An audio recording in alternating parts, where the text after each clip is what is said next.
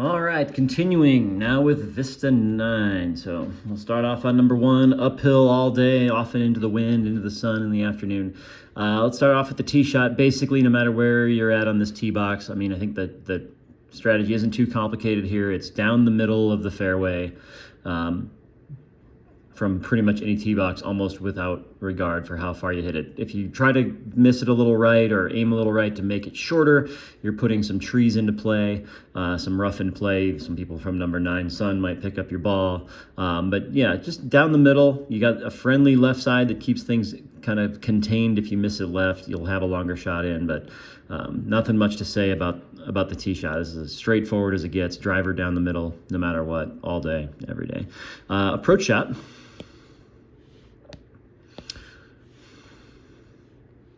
For the approach shot, this green slopes pretty much straight back to front all the way. Almost no variance at all. A touch of maybe little lefts to rights here and there in spots, but it's pretty much back to front, and the whole location is always going to be kind of backish, rightish, or kind of in this pocket here of terrain. As far as what to do on the approach shot, I generally will like to hit the ball. I'm looking at firing at the flag here a lot of the time, unless it's way to the right where I'll bias a little to the left. Shots missed left of the green will usually get a friendly kick. A little to the left, might kick you on the green. If not, it's not terrifying from over there. But the right side, there's this kind of severe little false front on the front and on the right, and I find it to be a tricky little up and down from the right side. I don't think that's a real easy place. If the flag is like, for example, right here, and you miss it right and it kind of trickles into there, you got this little up and over shot, which is a hard shot. Up the hill and then kind of landing on this little downslope, or coming over the hill and then trying to hit the brakes before you roll it off the front. I'd be very respectful of these two areas. They are pretty severe. Balls don't stay there, even if the greens are running slower. Certainly if they're fast, they don't. If it's firm and dry, they're going to come off of this real easily, being that it's severe and often downwind. The wind's blowing the same way, so that's another just reason to be respectful of those. If you see flags that are cut close to those, just be a little bit careful. But I like to aim mostly at flags here and bias a little left of these right ones, just so I'm not kind of getting these tricky little pitches. But overall, green pretty straightforward, not a whole lot going on, just back to front pretty much all the way with a couple little wiggles here and there. Next hole. Now I drew in something special on this one. Okay, now this was one where, plays downhill a couple yards, not as much as you think. It's only downhill 2 yards from the back tee. It looks way more than that. It's really not. This green has 2 main zones. It's got the back left with a big tier that runs across. And almost no matter what, this is kind of how I like to think about it. This is a generalization here, but we're going to be biasing towards the center-ish of the green on this hole, from no matter where the hole location is. And when I say center of green, I don't mean every time you stand on this tee box you're trying to hit it in the middle of the exact geometric center of the green. What I'm saying is this circle represents like the only spots I would ever try to land a ball. Now, I'm not saying they all land here. I'm just saying that's where I'm trying to land it. If the flag is front right, I'm trying to land it here. If the flag is front left, I'm trying to land it here. If the flag is back on this top, I'm trying to land it here. Understanding that if, let's say I hit this shot perfect and it lands here, it's coming off the front. That's fine. I got an uphiller up the tier, no big deal. My miss pattern is going to be generally a little long and left, so some of the time when I'm aiming here, I'm going to miss it onto the top tier, which is good. And some of the time when I'm aiming here, my miss is going to be short right, which is going to end up in about the same spot as if I hit my target and it spun down the tier. But when I'm talking about aiming at middle of green, I'm not saying you always aim at the exact same spot necessarily, but you're aiming it at the closest spot that's closest to the pin. Now, if the flag is, for example, right there, I'm aiming right at it because it's within my zone of possible aiming spots. I come up with this.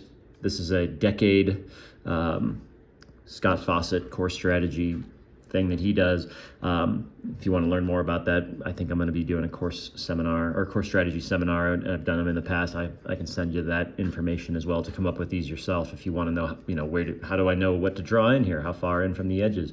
But this is a hole where you just kind of follow that guideline, aim it somewhere in this circle, which is fairly close to the center of the green at wherever's closest to wherever that flag is. And basically that's all there is to it. Next hole, interesting one. I used to think the laying up sometimes was okay on this hole, but I don't anymore. A couple of reasons why. I think everybody should just try to send it. And then I'll get pushed back. I'll be, oh, Dan, what if the flag's in the front and I want to spin it? We'll get to that. So a couple things. Number one, the more you lay up, the narrower it gets. So that's not good. We end up so if you're trying to leave yourself 100 yards, you're hitting at a real small target, 40 yards, 35 yards wide, which you might not hit anyway. And you're going to leave yourself, let's say you're thinking, I want to leave myself 95 yards so that I can spin it when I hit this green. My argument against that would be like, okay, let's say the flag was here and you're going to hit a shot that spins it. How are you going to land it past the hole and spin it back to the hole without it just ripping off the front? Like, do you have that? Nope. I don't think anybody has that amount of control of the spin. It's hard enough if you're 20 feet past the hole to putt it without putting over the edge, much less put the exact right amount of spin to do that. So I think a better strategy is just send driver as far as you can. Try to keep it in the fairway. Someone's at my front door. I'm going to ignore that. I think it's a UPS delivery. Sorry for the interruption there. Send it up here as far as you can and be okay with just trying to get it on to the correct part of the green. There's basically two sections to this green. You've got the front right pocket, and then you've got the back left pocket, and then everything else is just no flags will ever be there because these are bright purple. This green is crazy severe. You have to be really careful with the slopes around the front when you see these front hole locations. Just be super respectful. Everything over here generally breaks slightly to the left, front left quadrant, and is very fast that direction. And everything over here also does the same thing, kind of breaks mostly towards the front left. These are the only two places you'll ever, you might see one here and one in the back, but like you're only going to see these two zones ever have a hole location. So have a plan for trying to get it on the right zone, and just know that this little like bank here, I would never try to land a ball on this bank, but it is there to help you corral a ball. So if you're coming at it from like the right rough and you're trying to get to this zone, you can hit a ball that like maybe lands here with a little bit of run out, runs up this hill, and it'll kind of crawl back a lot of the time. So that's a good, useful thing. Same thing over here. You can hit a ball, the flag is in the front right, and you're just short. Instead of trying to get super cute and just barely get it over the hill, where if you mess up, you're rolling it back to your feet, you're probably better off hitting it, with a little extra pace. Try to hit it 5 or 10 feet past the hole. If you hit it a little too hard, it gets corralled by this and kind of will gently roll back. I wouldn't make the plan to try to hit it up into here, but just be okay hitting it past the hole and let this slope kind of corral it. And then once you're on the green, just be really respecty. It's severe. I'm not saying I don't like it. Actually, I think it's a great green for a short par 4, but you just have to be really careful on it. Next hole, pretty straightforward, par 5. It's bombs away driver. I like to favor, if I'm going to miss it, I'm going to miss it right because there's another hole on the right, a lot of grass over here. These trees aren't really a problem. Left, you can get blocked out by the trees, and heaven forbid you catch the path and you hit it out of bounds. That would be a nightmare, or that would be a tragedy with another hole off to the right, wide open. In other words, there's all this grass over here. If you miss it out of bounds left, that's just a big strokes gained fiasco, if you will. So send it as hard as you can, favor the right side. Once you get up here, you're gonna have a decision whether you can go for it or not.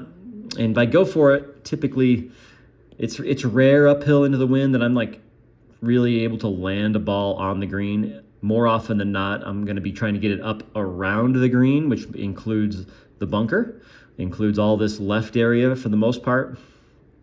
All of this is kind of an amphitheater, so that kind of corrals golf balls, keeps them from getting up into the native. And from here, we've got this green that has obviously a pocket in the front, a mega horseshoe-shaped tier, and then a couple of hole locations back and off to the side. There are rare occasions, especially when the native is down, where if the flag is on the right, I might actually try to aim my approach shot a little right of the hole, because all of this does kick left onto the green as long as it doesn't get caught in the native. So if the flag is way right and I have a reasonable club in, like 5-iron or something, maybe it's not windy or I pumped a drive, I might actually aim a little right to take advantage of that. But most of the time I'm trying to just get it into this general area with 3-wood, hybrid, 4-iron, whatever the club is, and then do my best at getting it on the right tier up and down from there.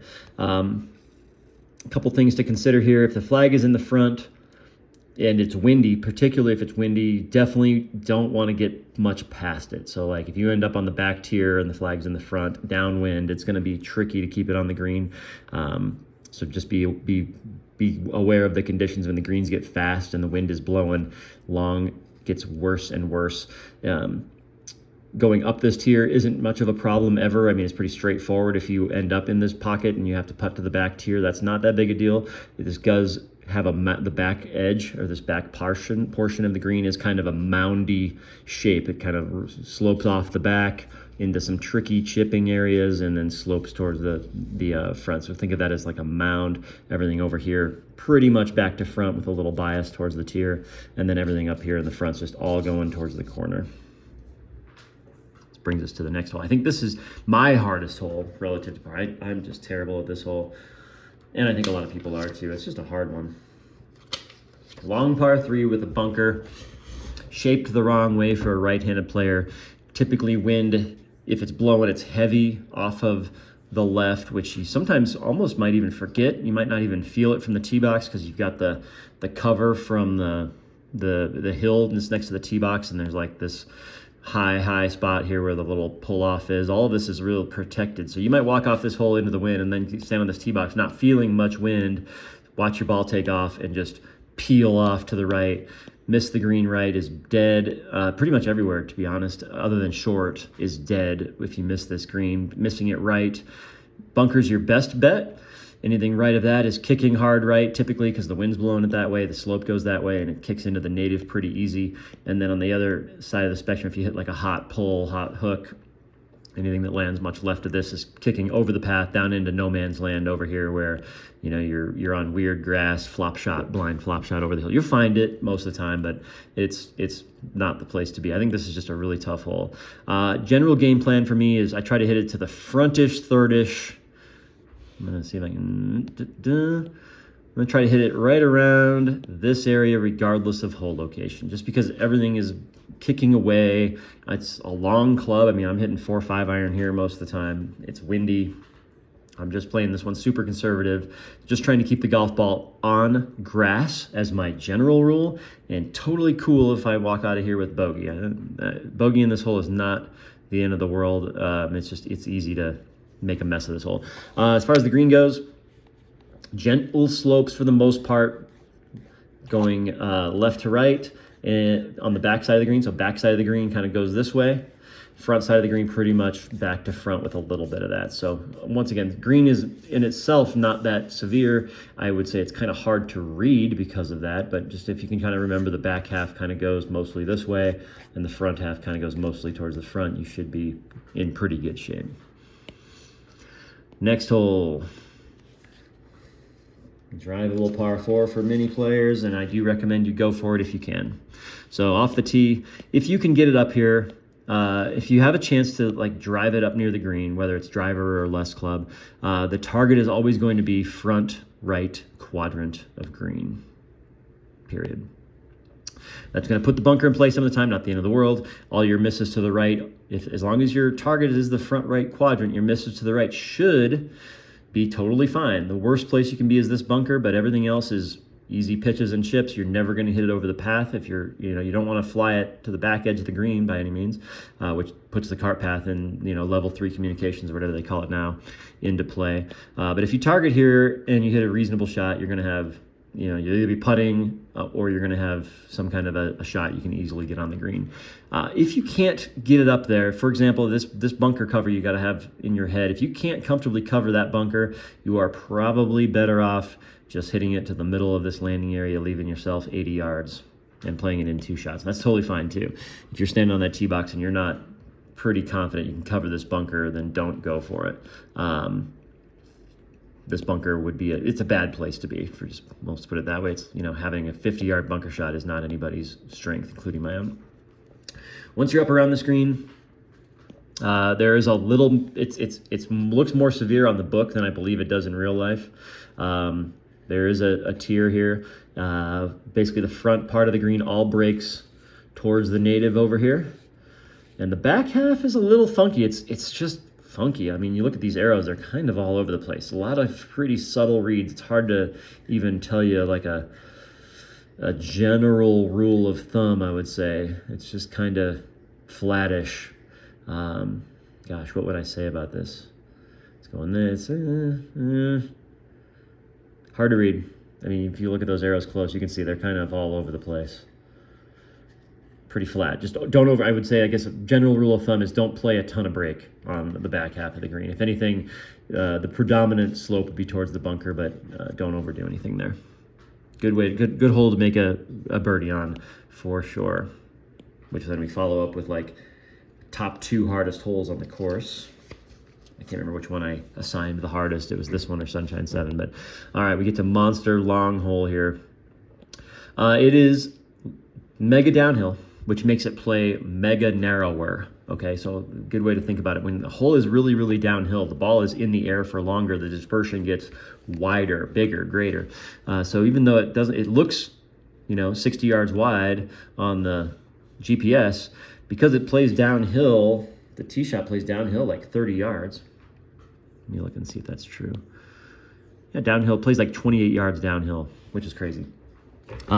So it plays a lot narrower than that. So really, it's not that wide anywhere, especially the left side tends to kick left, and the right side, there's this hill. It can hold you in to a point, but once we get near the path, it starts to go the other way. I think my general recommendation here is to hit it down there as far as you can. At least try to get it down here past like past 150. So don't lay it back on purpose. And I'm not saying you might hit a 3-wood and miss it a little bit and you leave yourself 190. That's not a strategy error. But I've never really seen anybody pump one down there like through the fairway all the way into the hazard. I've seen people kind of pushing it, but the rough catches a lot of balls that run through. So you can, I would say, be aggressive here. It's not like it's that much wider anywhere if you lay it back, unless you lay it back to like 220, which we're just not gonna want to do. 220 off a downslope over a ravine, no thanks. We just have to hit a good one. There's just no way around it. Have to hit a good one. Wind's coming off the left. When you're down here, say hi to Gary the pig. If you don't know Gary, look for the house that's got Gary. It's just a gigantic like pig, hog, I don't know, he's out in the backyard all the time. Kind of interesting feature of Omni. There's a giant pig in the backyard of the house that has Gary spray painted into the side of the fence. You'll see it if you look for it. Second shot, usually off a downslope. Tough green complex, even though there's not any bunkers. Green complex just is super brutal on the back half. Okay, front half pretty easy. Okay, front half pretty easy. Not much going on. You can see there's 2 main zones. They'll put the flag. Frontish, backish. Okay, front is your go zone. This is a green light scenario. You can kind of try to stuff it.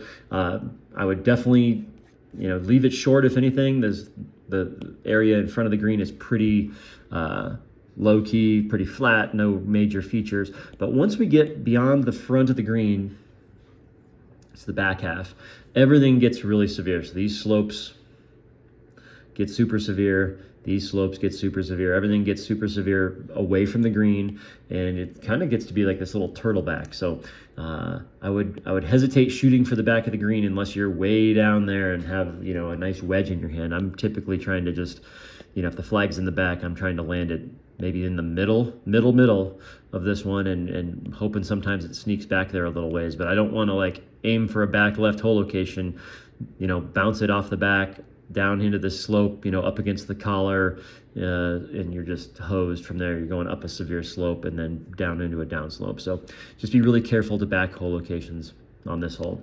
Front half of the green, pretty straightforward, back to front. Back half, kind of like the last hole, a couple little knobs and little mounds. Not a lot going on there as long as you're on the right tier though. Next hole, par 5. Biggest mistake I see here is people taking off too much, trying to cut too much of the corner. Now it is downwind, which is good, par 5. Let's look at it on the maps here. Let me just get to the green. All right. So, right of the cart path is pretty much almost all out of bounds. All right. So I think a lot of people, what they like to do, you got to really know how far you carry your driver. That's the first thing on this one. If you know you carry your driver like 280, let's just say, off the back tee, then these bunkers aren't really in play most of the time. But you don't still necessarily want to go right over them. Notice if I put my little arc here at 60 yards, if I'm going over the bunker, there's a good portion of my shot pattern that's out of bounds. And I've got another 20 yards to the left over here that I could take advantage of if this is kind of your driver distance. Now, the bigger of a hitter you are, if you start hitting it hard enough to cover 300 regularly, where it starts to widen up, then you can start to like aim it over the bunker. But unless you're carrying it 300, you're better off aiming a little left of what you probably think, at least, or what I see most players doing. Now, like I said, if you hammer it and it's downwind, you can aim it pretty far right, because it does get more and more open over there.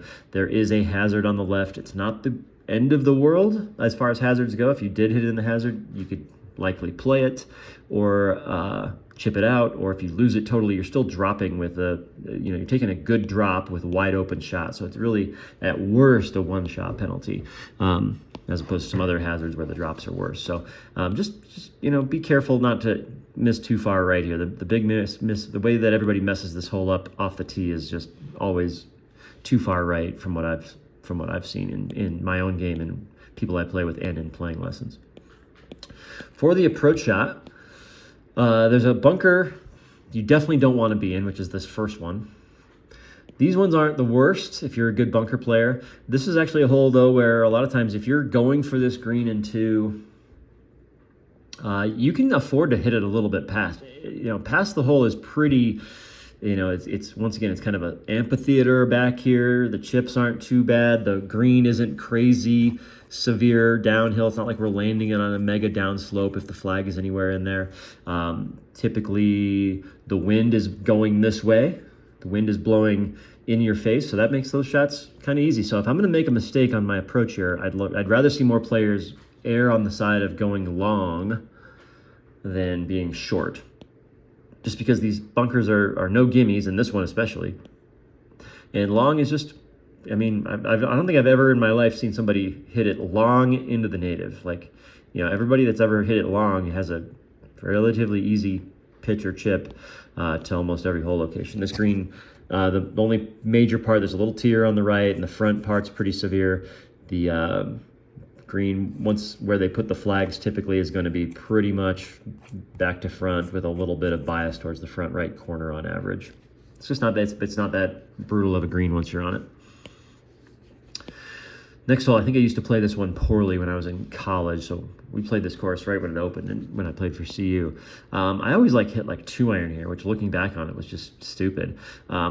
I would try to hit it to the top of this hill here, which is super narrow, puts the bunker into play, leaves me a long shot, and it's the narrowest part of the hole. So what an idiot move that was. That's before I knew anything.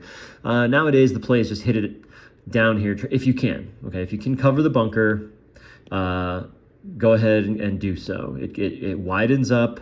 It's all very bowl-shaped, concave, which is in our favor. There's almost no way to hit it through the fairway, through all of this rough and into the hazard. It's almost impossible. So you could, for me, I'll hit driver or 3-wood here. A lot of times this all slopes downhill. So just send it. I would guess if you had to favor a side, let's say you can't for sure carry the bunker, I would favor a little right. It does turn into hazard if you're over aggressive over here, but on the right, it does kind of kick back. And that bunker is a real kind of a problem, to be quite honest. The bunker is no joke because it has a fairly high lip, and we have a forced carry to deal with after it. And that always makes fairway bunkers worse. Sometimes when you're looking at a fairway bunker, it's not so much the bunker itself that's the problem, it's the shot, it's the characteristics of the shot you have to hit from the bunker. So having to hit a 165-yard shot over a ravine where, like, if you blade it, if you catch the lip, if you chunk it just a hair, this is like where the ball is going to go for sure. That makes that bunker shot way more difficult than, say, some of the ones I talked about over on El Dorado, where we might have the same distance, same lip, but it's all grass. So that fairway bunker shot isn't nearly as daunting as this particular one. As far as hole locations go here,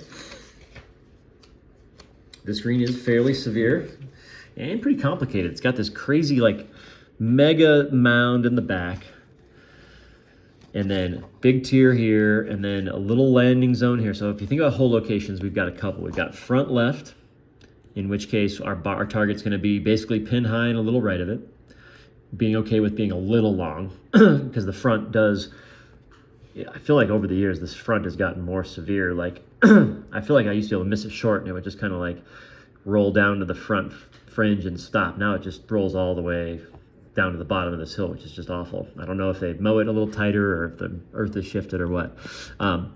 But short, definitely bad to the front hole location. So if you're going to miss it, be a little long and be okay with maybe having that slope help you out. If the flag is way to the right and you are like in the rough or in a spot where it's hard to control the distance, it's a tough one to get to. It's only like 10 yards deep, this zone over here.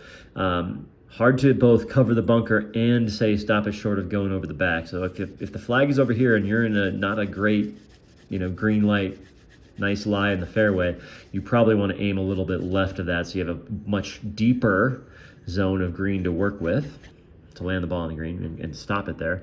And then everything else is pretty straightforward. You can basically try to hit it into pin high here, hit it pin high here, being careful not to hit it over. They did get rid of the terrible bunker that was behind, but it's still no good. You can see the remnants of it there.